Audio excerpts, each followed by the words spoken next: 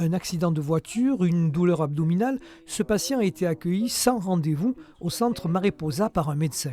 Nous sommes dans un centre de santé communautaire où l'on soigne les personnes dans leur globalité. L'association gestionnaire emploie aussi bien des généralistes, des spécialistes que des animateurs, des éducateurs et des travailleurs sociaux, ce qui permet d'élargir le champ des possibles. Les gens ils sont contents d'être accueillis. La possibilité aussi de pouvoir dire à son médecin en fait vous savez docteur je suis inquiet parce que j'ai cette difficulté administrative et que le médecin il puisse rebondir, il sort tout de suite de son bureau, tac, il y a un travailleur social. Financièrement, les médecins sont payés à l'acte. Les autres bénéficient de subventions. C'est le côté social qui pourrait être amputé si les aides ne suivent pas.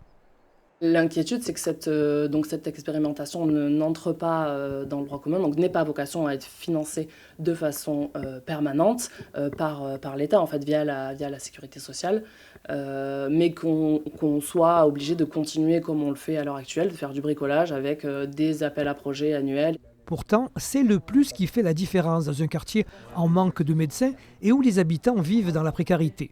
Les patients sont les premiers à le reconnaître. Il y a une écoute, je pense que de tous les âges, ça permet de rassembler les personnes, de mélanger les générations aussi, peut-être de partager des choses.